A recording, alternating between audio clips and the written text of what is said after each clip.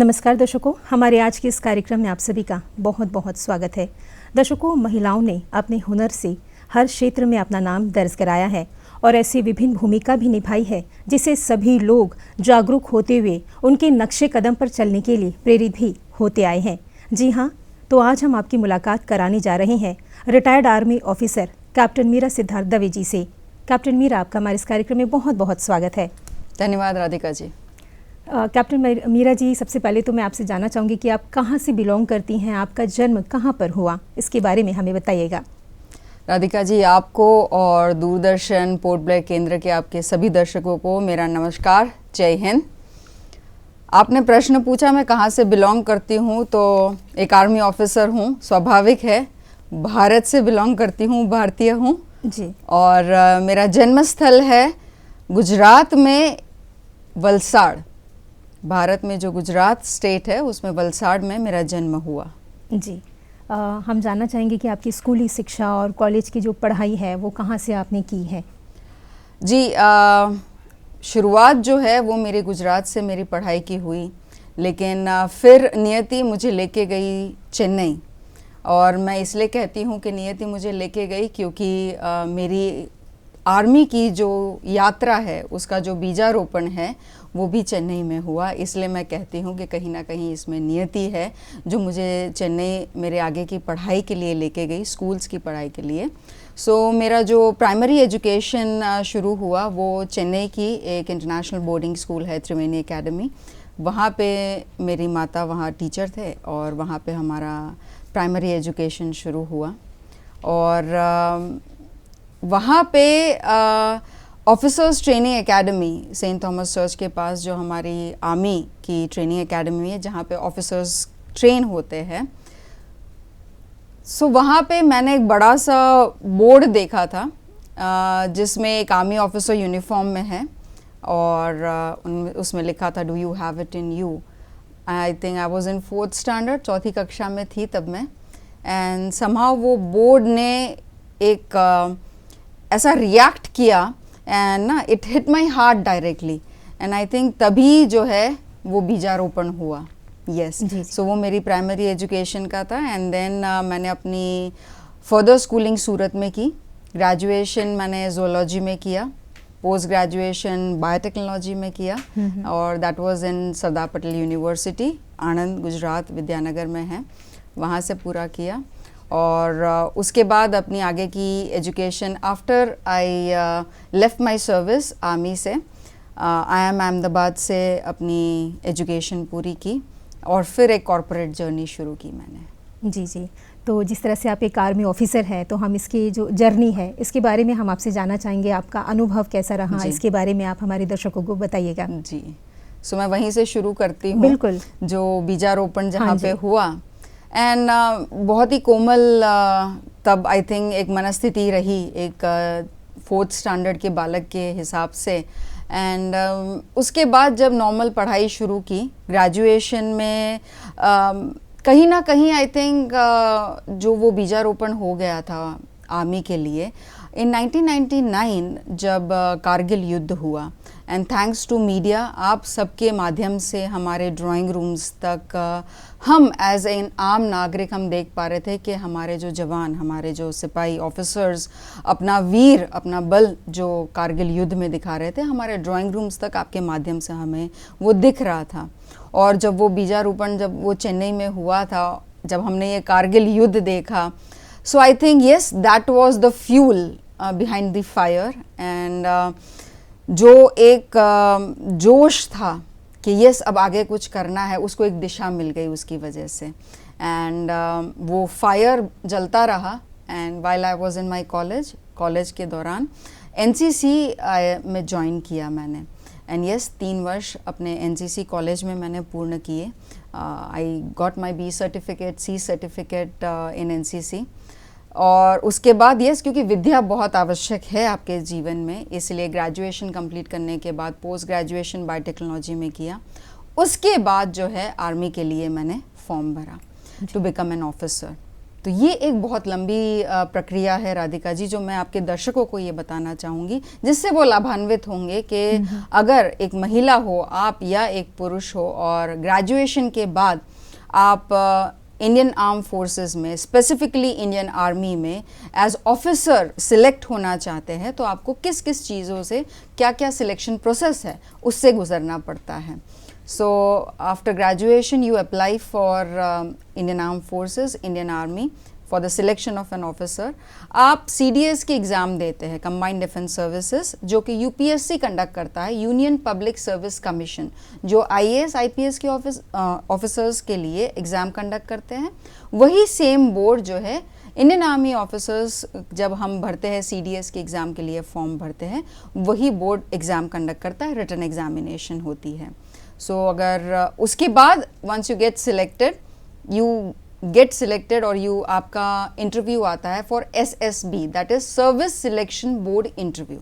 तो मैं अगर अपनी बात करूं, जब मैंने अपियर किया था, सो लगभग 3.5 लाख एप्लीकेशंस रही होंगी पूरे भारत में से, और उसके बाद सब ये प्रोसेस से गुजरते हैं, एग्ज़ाम देते हैं, इंटरव्यू देते हैं.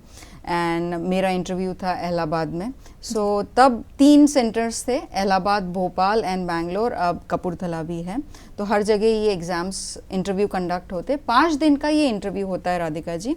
एंड इसमें आपको 3 मेन पैरामीटर्स पे जांचा जाता है, वो है मन, वचन और कर्म. ये जो पूरी प्रोसेस है SSB की, ये 1932 में डेवलप हुई थी बाय चेटवुड.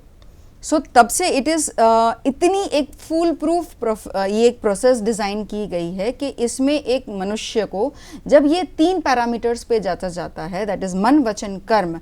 मन मतलब आपका psychology, how you are strong mentally, ये देखा जाता है. वचन आप जिस हिसाब से कमांड दे पाते, क्योंकि that is what you would be doing जब आप एक आर्मी ऑफिसर बनते हैं. एंड कर्म ऑफकोर्स योर फिजिकल एक्टिविटी. तो 5 दिवस 24/7 आप जो है आप निगरानी में होते हैं. वहाँ पे ऑफिसर्स आपको टेस्ट करते हैं, आपको परखते हैं, जांचते हैं. रिटर्न एग्जामिनेशन होती है, फिजिकल एक्टिविटीज़ होती है. जब आप ये पड़ाव क्लियर करते हैं, उसके बाद आपकी मेडिकल एग्जामिनेशन होती है. वो 7 दिन की प्रक्रिया होती है, जिसमें आपके सर के बाल से लेके पैर के नाखून तक आपको पूरा जांचा जाता है मेडिकली कि आपको कोई तरीके की प्रॉब्लम तो नहीं है. क्योंकि शायद आपकी छोटी से छोटी जो प्रॉब्लम होगी वो आपके रोजिंदी कामकाज में, रोजिंदा जीवन में आपको कोई अड़चन नहीं लाती. बट यहाँ पे हम बात कर रहे 140 करोड़ हमारे भारतीयों की रक्षा की, और तब यहाँ पे आर्मी जो है थोड़ी सी भी चूक नहीं करना चाहता. इसलिए मेडिकल एग्जामिनेशन बहुत क्रूशियल होता है. Once you clear this medical examination, उसके बाद आपका मेरिट लिस्ट बनता है. तो जैसे मैंने आपको बताया, हर सेंटर्स में जो 4 सेंटर्स बताए, आपके एग्जाम्स चल रही होती है, इंटरव्यू चल रहा होता है, उसमें मेरिट लिस्ट लगता है. तो जो मैंने शुरुआत की थी लगभग 3.5 लाख से, एंड हम लोग 71 of us got recommended, selected in the merit list. Okay. And ये जो 71 है, ये जाते हैं ऑफिसर्स ट्रेनिंग एकेडमी. जो 4th स्टैंडर्ड की वो लड़की ने एक बोर्ड देखा था आर्मी ऑफिसर का, चेन्नई में ऑफिसर्स ट्रेनिंग एकेडमी ने, नियति ने मुझे वापस वहीं ला के रखा, और वहाँ पे मेरी ट्रेनिंग हुई ऑफिसर्स ट्रेनिंग एकेडमी में. ये साल भर की ट्रेनिंग होती है, to be more precise 11 months की ट्रेनिंग होती है. हमारे जो पुरुष कैडेट्स है और महिला कैडेट्स, सेम ट्रेनिंग होती है. ये पूरा सिलेक्शन प्रोसेस, रिटन एग्जामिनेशन से लेके इंटरव्यू, मेडिकल से लेके जो ट्रेनिंग है, ये उनकी सब कुछ same. There is no difference between a male and a female. दोनों की सेम प्रक्रिया होती है.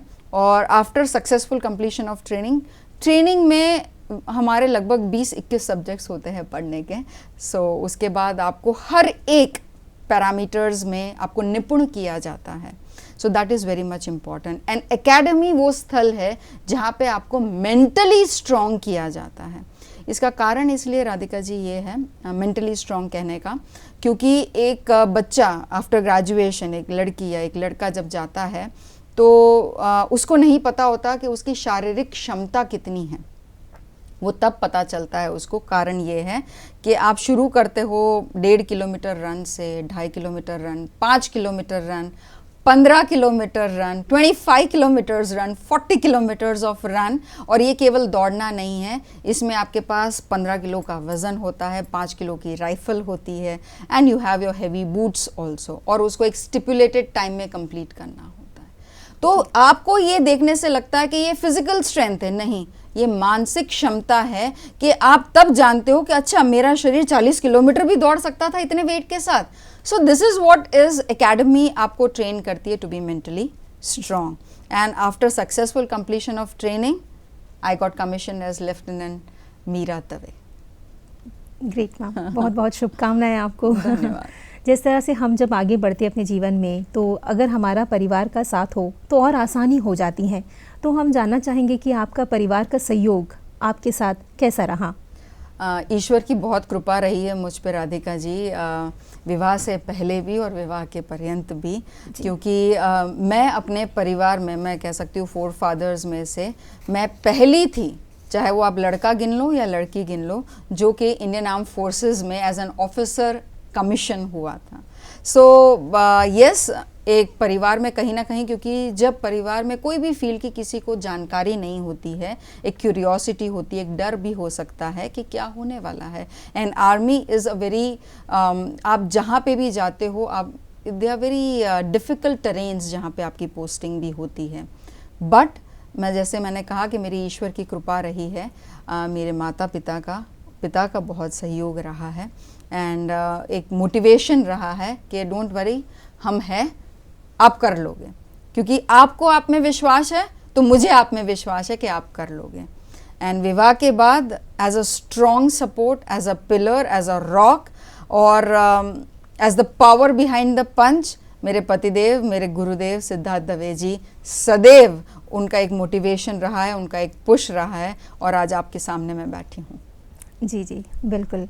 कैप्टन मीरा जी, आपने हाल ही में हमारे द्वीप समूह में एक महिला सम्मेलन में राष्ट्रीय उत्थान में महिलाओं की भूमिका के बारे में बहुत सारी जानकारी आपने जो है आपने आपको मिला भी, आपने अपना जानकारी लोगों तक पहुंचाया भी है। तो वहाँ पर आपका अनुभव कैसा रहा? लोगों का रिस्पॉन्स आपको कैसा मिला? इसके बारे में बताइएगा। जी राधिका जी, पहले मैं पोर्ट ब्लेयर का धन्यवाद करना चाहूँगी कि इस शक्ति रूपा महिला सम्मेलन में मुझे एज मुख्य वक्ता उन्होंने इनवाइट किया, और अनुभव, मुझे ऊर्जा महसूस हुई, ऊर्जा उस स्त्री के शक्ति की, उस नारी की शक्ति की मुझे ऊर्जा महसूस हुई। It was amazing. एक विशाल मुझे सम्मेलन जब स्त्री शक्ति का इधर देखने को मिला, मुझे बहुत आनंद हुआ। आनंद इसलिए हुआ क्योंकि स्त्री जो शक्ति है वो पूरे समाज को एक ऊर्जा प्रदान करती है, और जब ये पूरी शक्ति एक साथ जब केंद्रित होती है तो राष्ट्र को, समाज को एक नई दिशा, एक प्रोडक्टिव दिशा मिलती है, और ये सम्मेलन का उद्देश्य भी यही था। बहुत अच्छा लगा क्योंकि मुझे हर एक वर्ग, हर एक फील्ड से मुझे महिलाओं से वहाँ पे मिलने का मौका मिला। I was very happy to see doctors, I was very happy to see गृहिणियाँ, इतनी सारी अलग अलग फील्ड में जो कार्यरत है स्त्री, अपने बच्चों को लेके आए थे, उनको भी एक वहाँ पे नई दिशा, नया मार्गदर्शन मिला। सो यस, इस पूरे सम्मेलन का जो मुख्य उद्देश्य था कि कैसे स्त्री शक्ति जब एकत्रित होती है, जागरूक होती है, तो वो राष्ट्र के, पहले तो परिवार के, उसके बाद समाज के, और उसके बाद राष्ट्र की उन्नति में, उसके उत्थान में उनका कैसे सहयोग होता है। So it was a wonderful experience, बहुत अच्छा लगा, and I was full of energy. जी जी बिल्कुल। कैप्टन मीरा जी, आपको बहुत सारे मेडल भी प्राप्त हुए हैं, तो इस मेडल के बारे में भी हमें बताइएगा।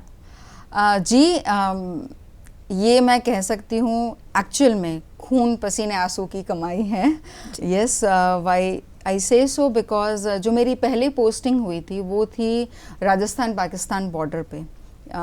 बहुत ही डिफ़िकल्ट टेरेन है, वहाँ टेम्परेचर +50 डिग्रीज चला जाता है गर्मियों में, एंड ठंड में 0-1 हो ही जाता है।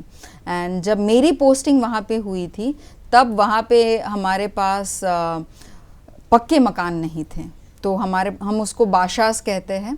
तो बाशास का जो कंस्ट्रक्शन है वो ईंट पत्थरों की दीवार नहीं होती, वो दीवार बनी होती है एम्यूनेशन बॉक्सेस, मतलब लोहे के बॉक्सेस से बनी होती है, और उसमें सीमेंट नहीं होता, उसमें मिट्टी और भूसा से उसका जो है उसको सीमेंट किया जाता है, और ऊपर होती है त्रिपाल और बैम्बू। तो ये आपका घर होता है। तो जब आप इस मरुस्थल, इसलिए इस मेडल को मरुस्थल सैन्य सेवा मेडल कहा जाता है, क्योंकि आप उस मरुस्थल में आप अपना कार्य दे रहे हो, इतने कठिन परिस्थिति में आप अपना काम कर रहे हैं। और कठिन इसलिए क्योंकि यहाँ पे यू एज एन ऑफिसर, आपको आपका कार्य जो आपको दिया गया है वो तो करना ही है, साथ ही में आपको आपके जो जवान है, जो सोल्जर्स है, जो सैनिक है, उनका मनोबल बना के रखना है कि वो अपना कार्य सक्षम तरीके से कर सके। क्योंकि यहाँ पे एम्यूनेशन डिपो, जो हम गोला बारूद कहते हैं, उसके डिपो है पूरा का पूरा, और उसकी सुरक्षा बहुत अहम होती है। It was a huge depot जिसमें मुझे कार्य दिया गया, एक वो है। और उसके बाद सेकेंड जो मेरी पोस्टिंग हुई वो हुई कश्मीर बारामूला में। आई एम टॉकिंग अबाउट 2007, 8, 9, जब आर्टिकल 370 हटा नहीं था, तब की बात कर रही हूँ मैं।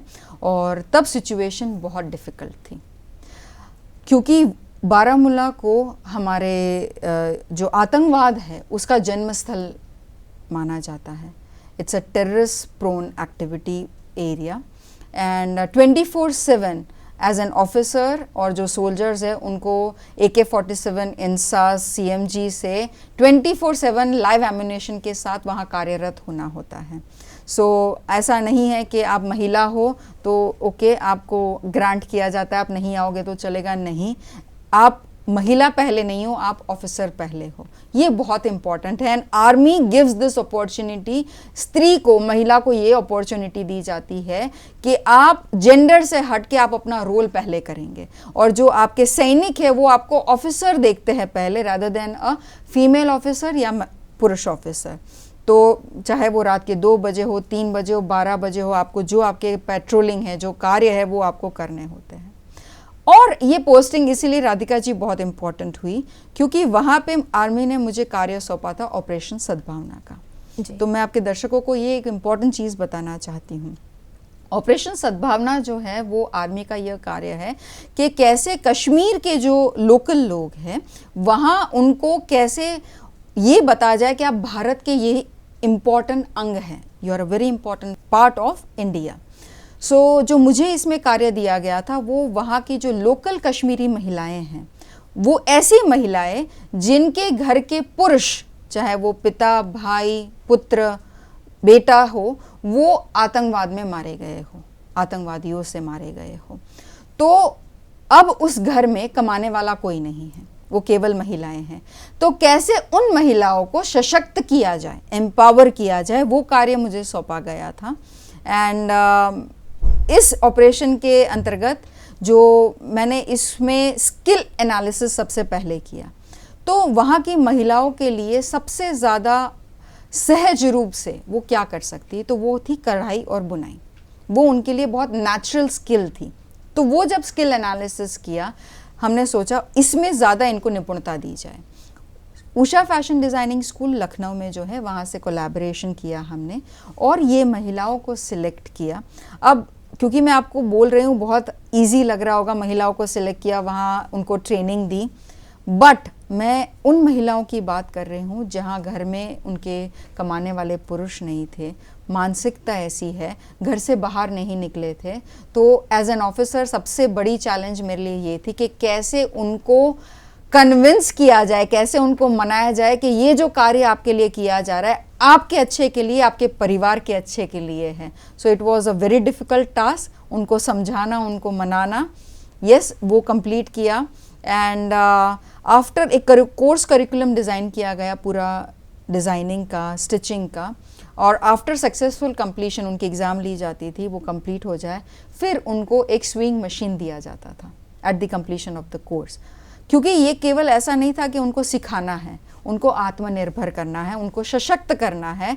तो जब वो स्विंग मशीन मिलता था, वो अपना कार्य शुरू कर सकते थे, वो कमाई शुरू कर सकते थे। एंड ईश्वर की बड़ी कृपा रही है। और जो भी प्रयास मैंने किए, जो भी मेहनत मैंने की, वो 2 वर्ष के अंदर 200 से अधिक महिलाओं को मैं वहाँ सशक्त कर पाई, एम्पावर कर पाई। और मेरे लिए बहुत इम्पॉर्टेंट बात है, क्योंकि एक केवल उस महिला को सशक्त नहीं किया, उस पूरे परिवार को, उन परिवार से जुड़े कई लोगों को, पूरे कश्मीर को और भारत को सशक्त किया। इसलिए ये बहुत इम्पोर्टेंट रहा मिशन। जी जी, बहुत बड़ी बात है जी। कैप्टन मीरा जी, आजकल के जो बच्चे हैं, जीवन में उतार चढ़ाव तो आता ही रहता है, बहुत जल्दी निराश हो जाते हैं, गलत रास्ते पर चले जाते हैं। तो आप ऐसे लोगों, ऐसे जो बच्चे हैं, जो यूथ्स हैं, उनको क्या सलाह देना चाहेंगे, क्या कहना चाहेंगे कि जीवन बहुत मतलब हम अगर चाहे तो उसको आसान बना सकते हैं, तो ऐसे में उनको आप क्या कहना चाहेंगी? मेरे तरफ से एक बहुत इम्पॉर्टेंट एक संदेश है आज के यूथ के लिए, और वो है, आर्मी में एक सेइंग है, do you have it in you. ये बहुत इम्पॉर्टेंट चीज़ है। आज मैं आपके यूथ को यही पूछना चाहती हूँ, do you have it in you. आप में वो क्षमता है। हर एक जीव, हर एक मनुष्य जो इस धरती पे पैदा होता है, उसमें, और स्पेशली मैं कहना चाहती हूँ भारत की भूमि पे पैदा होता है, उसमें अवश्य वो क्षमता है। तो आवश्यकता किसकी है? आवश्यकता है उसको पहचानने की, आवश्यकता है उसको पहचान के और सशक्त बनाने की। आप सब जो यहाँ अंडमान निकोबार में हैं, आप एक बहुत इम्पॉर्टेंट भूमि पे हैं। Security wise it is a very important place.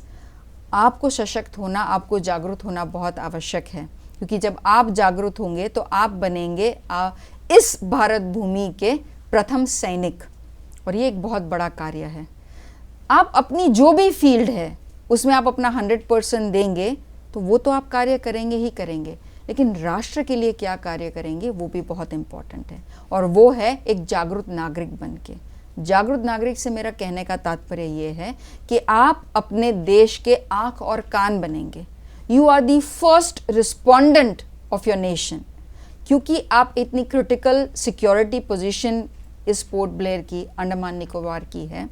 तो इसमें एक एग्जाम्पल मैं आपके दर्शकों को देना चाहूँगी, और वो एग्जाम्पल है कारगिल वॉर का, क्योंकि वो मेरा प्रेरणा स्रोत रहा है। इस वजह से जागरूक नागरिक क्या कुछ नहीं कर सकता।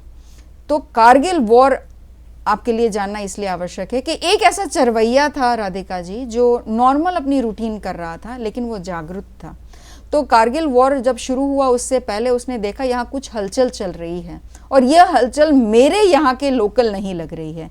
इमीडिएटली उसने सबसे नियरेस्ट पोस्ट को इन्फॉर्म किया, और ये था बीइंग आँख और कान आपके देश के लिए। उसने इमीडिएटली रिस्पॉन्ड किया, और उसने जब जाके बताया नियरेस्ट पोस्ट को, हमारे लिए ये बहुत इंपॉर्टेंट रहा, हमारी आर्मी के लिए, हमारे फोर्सेस के लिए, कि इमीडिएटली वो एक्ट कर पाए। राइट। सो आप जब वो जागरूक नागरिक बनेंगे, फर्स्ट रिस्पोंडेंट बनेंगे आपके देश के लिए, तो आप अवश्य एक इम्पॉर्टेंट सिटीजन, इम्पॉर्टेंट नागरिक बनेंगे, and that is what I want to tell to your viewers. जी जी बिल्कुल। कैप्टन मीरा जी, हमारा जो अंडमान निकोबार द्वीप समूह है वो खूबसूरती के मामले में बहुत ही प्यारा है और सबसे ऊंचाई पर भी है। लोग यहाँ पर घूमने के लिए आते हैं अपने पूरे परिवार के साथ। तो आपका अनुभव कैसा रहा? आपको हमारा ये प्यारा सा द्वीप समूह कैसा लगा? बहुत अच्छा, बहुत शांति का अनुभव हुआ, एंड रिजुविनेटिंग जिसको कहते हैं, कि वापस यहाँ से बहुत सारी ऊर्जा लेके जा रही हूँ मैं। एंड सबसे इम्पॉर्टेंट चीज़ मैं कहना चाहती हूँ, और मैं और मेरे पतिदेव जो है इस चीज़ को हमने बहुत डिस्कस किया।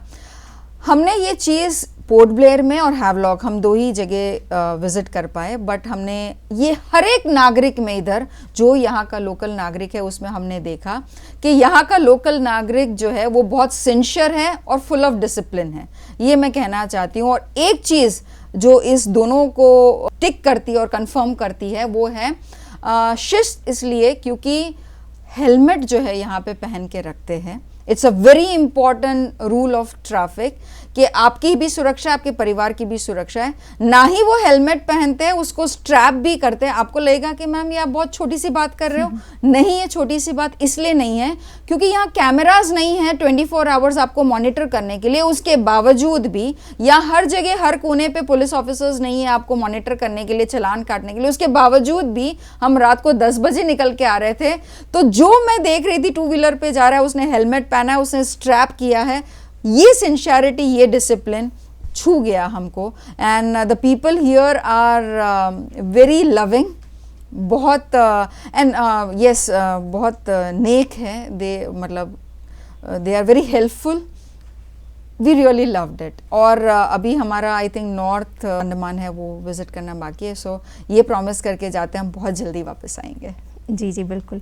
कैप्टन मीरा जी, हमारा जो ये द्वीप समूह है इसे मिनी इंडिया भी कहा जाता है जी. तो इस पर आपका क्या विचार है, क्योंकि ये जो द्वीप समूह है ये आज़ादी के लिए एक बहुत ही पावन भूमि माना जाता है. जी. तो इस पर आप क्या कहना चाहेंगे?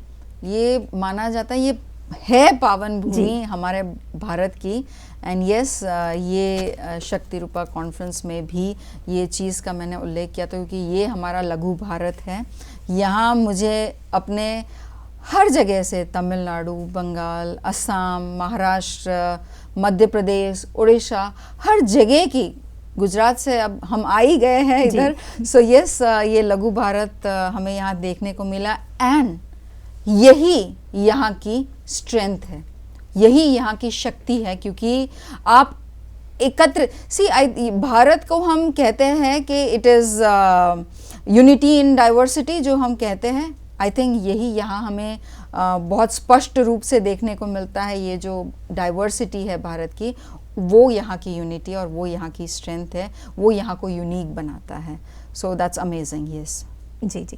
कैप्टन मीरा जी, अंत में आप हमारे दर्शकों को, खासकर से जो महिलाएं हैं, उनसे आप क्या कहना चाहेंगी?